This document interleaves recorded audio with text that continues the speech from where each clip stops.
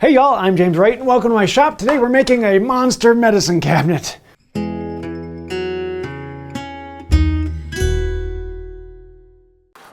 Last time we got together, we cut all of the boards to rough length and pulled all the pieces out of stock and talked through what the design is actually going to be on this. If you want to see that, I'll leave links to the full build series down below.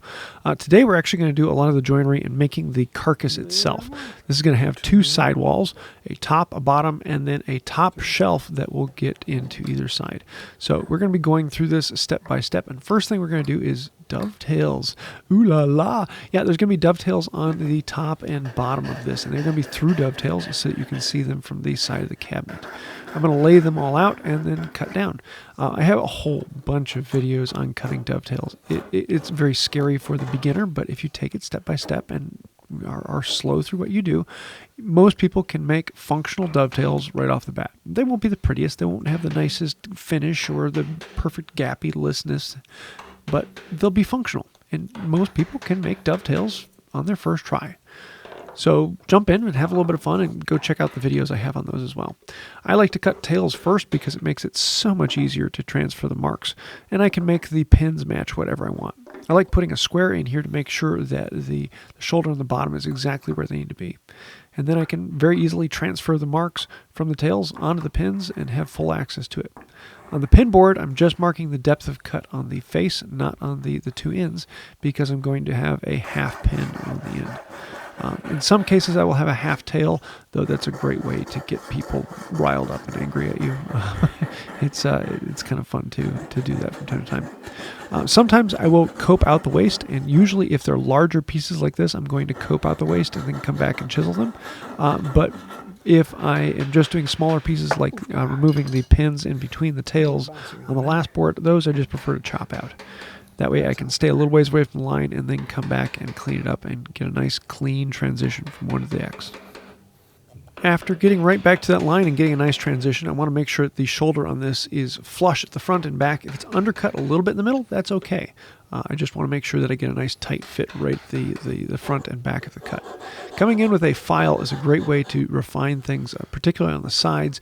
If there's anything that is sticking up or anything that's in the way, the file can be a really nice way to just detail it. If you have something that's a bit of heavier schmoo, coming in with the chisel works out well. I want to tap it back and forth, and this one I could probably tap down, but it needed to have a little bit more work. And I'm going to bring it back and forth until I get a nice little bit in there.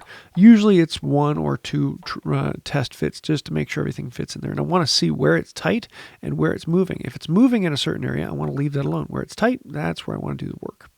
Now on this one, we need to actually create a notch in at the top, because we're going to have a top panel that will go into this that will hold the lighting, and this will actually be hinged onto the top eventually. But we need to have a recess for it because it's going to sink into this front face so that it is flush with it. So I'm going to remove most of the waste, chopping down close to the line, and we're going to come back in and bring it right back to the line, nice and clean.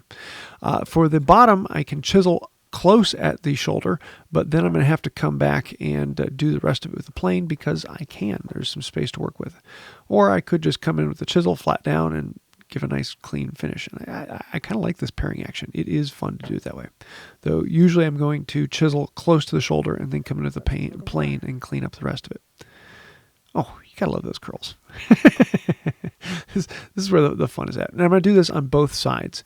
But the reason I'm doing this first is I then need to come back through and put a dovetail on the top here.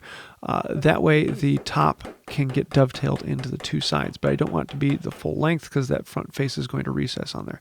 If you don't know what I'm talking about, go and take a look at the last video where we actually go into the details in the design itself. We're going to do the exact same thing we did before. Dovetails. Yeah, it's kind of one of those things that is ubiquitous in woodworking. And surprisingly, we look at dovetails now as this really high echelon of joinery that we want to all reach for. Traditionally, though, dovetails were kind of seen as the cheap and junky, it gets it done. It's a functional joint, and you try and hide it, and you'd have half-blind dovetails and full-blind dovetails just to get rid of them.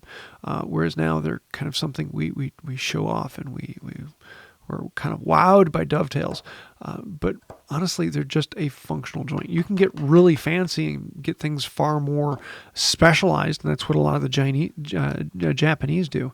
But for general functioning, dovetails just tend to pop up everywhere. They're a great way to connect things and still allow the expansion and contraction across the board. Again, I'm going to come in with the file and do a lot of the detail and clean up on that. Having a nice fine file allows me to make sure that's where I want it to be. In this case, I'm going to come back in and check that they are flat across there because I want to make sure the tails are exactly what they need to be before I then put them onto the pin board. The other really important thing when you're doing dovetails, you want to make sure your end is jointed and perfectly square in both directions. If it's not, you're going to be having all sorts of issues with your dovetails, and a lot of times that's the key problem. If your end isn't square and true to begin with, you're going to run into problems down the road because everything has to be right off of that. I like to draw in only the needed lines. You'll see I don't have vertical lines on the back because as long as I know I'm true on my line on the front, I'm going to be on the back. I don't need to do anything more. You saw in the last one where I came in and coped out the waist. This one I'm going to come in and chop it. Why? Because I felt like it. I really don't have to do it one way or the other. And most of the tests I've done going back and forth, it's 50-50 on which one's faster. And sometimes I feel like, the coping is a little more fun, and sometimes I feel like the chopping out is a little more fun. You never know until I get there, and you never know what you're going to want to do. And that's why I like to do what is fun rather than what is most efficient or what is most functional. I want to do the things that make me happy. And that's really what I kind of view all of woodworking about. I'm not doing this for the money or for selling things. I'm doing it because I want to be in the shop. I want to enjoy my time. And so that means sometimes I'm going to do it one way and sometimes I'm going to do it another way because I'm going to do the way that I find fun. And then we get to see, do they fit straight off of the saw and chisel? Well, actually, this one did. Actually, I didn't have to go back and do anything on this one. It's about 50-50 for me right now. Sometimes they do, sometimes they don't. Next thing we need to do is put in the top shelf. This is going to go down about 6 inches from the very top, and it is going to have finger joints into the ends. Why am I not putting dovetails? Because it's going to be dovetailed on either end, and I don't need finger joints. So I want 2 fingers sticking into either sidewall. And so this is going to be just like dovetails. I'm going to be cutting down, except for rather than cutting an angle, I'm cutting straight down.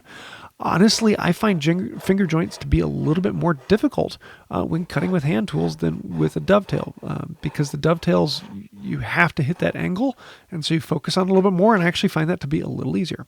But you're going to see it's the exact same thing. You're just not cutting an angle onto it. I'm going to chop in from the side, pare down to cut back to my line, and remove it out. And just like with the dovetail, now I've got fingers in here. You're going to see I'm going to use the exact same tools, the exact same methodology. But in this case, we're going to have to create 2 mortises that fit into it. So I'm going to start by tracing the lines, and then I'm going to put the board on and mark out exactly, precisely where these are. This way I can transfer those lines around the board and make sure I can cut from one side and then from the other. So I'm going to bore in from one side, flip the board around, bore in from the other side. Part of that is so that I don't blow out the fibers, and part of that is because it's far more accurate to drill from both sides. The only important thing on this is the entry and exit. Everything in the middle, if it's undercut, it's not a problem. As long as that exit is nice and tight and clean, that's what we're looking for. So I'm going to drill out most of the waste, and then I'm going to come back in with the chisel and chop it closer to the line and closer to the line and closer to the line until it gets right in there. And my last cut is going to be right into that line. And hopefully, with all that, it should be right on. I can, again, check it with square, refine it with a file, and get it to the point where this slides down in, and oh, that fit is what I'm looking for. I want to be able to just pound it that last little bit to knock it in. So we can put the dovetail into either end and the finger joint in the middle. And then I got to do it all over again for the other end of all these boards. But yeah, that means that I'm going to go do this off video. Next time we're going to get together, we're going to do all of the fun and drill a bunch of holes and actually make this functional. So fun. So there you have it. This is where we're at so far. This is one of those interesting projects that's ever so slightly different. It's not normal general furniture, so you have to kind of rethink through a few things. And I'm liking where it's going. It's big, it's bulky, and we'll have plenty of space for all of our things, and I'm looking forward to that. So I'm breaking this up into pieces to make it a little bit easier, so if someone wants to actually follow along with this, they have more information. At the end, once it's all together, I will have a total video that everything comes together in, so stay tuned for that. I don't yet have the plans out for this because I'm still making a few tweaks on it, but I'm hoping to have those out here very soon. So stay tuned because this is going to be kind of fun. But yeah, I'm loving where this is going. It is big, it is bulky, and it's got lots of space, and it will have plenty of capabilities for shelves in here, and especially once we start getting all of the electronics up in this, it'd be kind of fun. So if you have any questions, thoughts, ideas, snide remarks, throw those in the comments down below, or join all those people who just say comment down below. Thank you. That helps the channel. It helps us grow, helps us get in front of more people, and helps the all-powerful algorithm here on YouTube. But if you want to go even farther and really become one of those truly amazing and wonderful people, think about becoming a patron on Patreon. Because without patrons, we wouldn't exist. We are completely sponsored by you guys. All of these names over here, those are some of the patrons. And without you guys, we wouldn't be here. So people who have gone farther and clicked the thank you button or clicked join and become members here on YouTube, we have special perks for both, and we do a few things along that way. So if you'd like to help out with that, think about doing that. I think I'll do it for now. Until next time, have a wonderful day. This is a large medicine cabinet, or a monster medicine cabinet. It's for those times when Dracula has a sore throat.